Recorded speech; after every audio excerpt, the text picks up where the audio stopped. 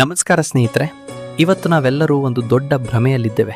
ಅದೇನೆಂದರೆ, ನಾವು ಎಷ್ಟು ವೇಗವಾಗಿ ಹಣದ ಹಿಂದೆ ಓಡುತ್ತೇವೆಯೋ ಅಷ್ಟು ಬೇಗ ಶ್ರೀಮಂತರಾಗುತ್ತೇವೆ ಎಂದು.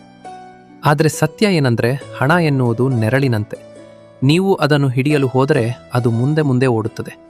ಹಾಗಾದರೆ ಶ್ರೀಮಂತರಾಗುವುದು ಹೇಗೆ? ಶ್ರೀಕೃಷ್ಣ ಭಗವದ್ಗೀತೆಯಲ್ಲಿ ಇದಕ್ಕೆ ಒಂದು ಅದ್ಭುತವಾದ ದಾರಿ ತೋರಿಸಿದ್ದಾನೆ. ಆ ರಹಸ್ಯವನ್ನೇ ಇವತ್ತು ನಾನು ನಿಮಗೆ ತಿಳಿಸುತ್ತೇನೆ. 1. ಕೌಶಲ್ಯವೇ ಆಸ್ತಿ.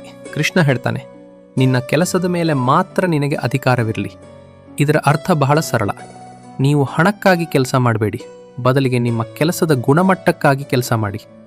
ನೀವು ಯಾವ ವೃತ್ತಿಯಲ್ಲೇ ಇರಲಿ, ನಿಮ್ಮ ಕೆಲಸದಲ್ಲಿ ನೀವು ಎಷ್ಟು ಪರಿಣಿತರಾಗುತ್ತೀರೋ ಹಣ ತಾನಾಗಿಯೇ ನಿಮ್ಮನ್ನು ಹುಡುಕೊಂಡು ಬರುತ್ತದೆ. ಜಗತ್ತು ನಿಮ್ಮ ಕೌಶಲ್ಯಕ್ಕೆ ಬೆಲೆ ಕೊಡುತ್ತದೆಯೇ ಹೊರತು ನಿಮ್ಮ ಆಸೆಗೆ ಅಲ್ಲ. ಯಾವಾಗ ನೀವು ನಿಮ್ಮ ಕೌಶಲ್ಯವನ್ನು ಬೆಳೆಸಿಕೊಡ್ತೀರೋ ಆಗ ಹಣ ನಿಮ್ಮ ಹಿಂದೆ ಬರಲು ಶುರು ಮಾಡುತ್ತದೆ. 2.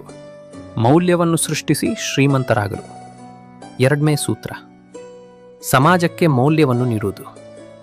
ಕೃಷ್ಣ ಕುಚೇಲನಿಗೆ ಸಂಪತ್ತು ನೀಡಿದ್ದು ಅವನ ಭಕ್ತಿ ಮತ್ತು ಅವನು ತಂದ ಅರ್ಪಣೆಯಲ್ಲಿನ ಮೌಲ್ಯಕ್ಕಾಗಿ. ನೀವು ಸಹ ಅಷ್ಟೇ. ಜನರು ನಿಮಗೆ ಹಣ ಕೊಡಬೇಕೆಂದರೆ ನೀವು ಅವರ ಜೀವನದಲ್ಲಿ ಏನಾದರೂ ಬದಲಾವಣೆ ತರಬೇಕು ಅಥವಾ ಅವರ ಸಮಸ್ಯೆಗೆ ಪರಿಹಾರ ನೀಡಬೇಕು. ನೀವು ಎಷ್ಟು ಹೆಚ್ಚು ಜನರಿಗೆ ಸಹಾಯ ಮಾಡುತ್ತೀರೋ ಅಷ್ಟು ಹೆಚ್ಚು ಸಂಪತ್ತು ನಿಮ್ಮದಾಗುತ್ತದೆ. ನನಗೆ ಏನು ಸಿಗುತ್ತದೆ ಎನ್ನುವುದಕ್ಕಿಂತ ನಾನು ಇತರರಿಗೆ ಏನು ಕೊಡಬಲ್ಲೆ ಎಂದು ಯೋಚಿಸುವುದೇ ಶ್ರೀಮಂತಿಕೆಯ ಮೊದಲ ಹೆಜ್ಜೆ.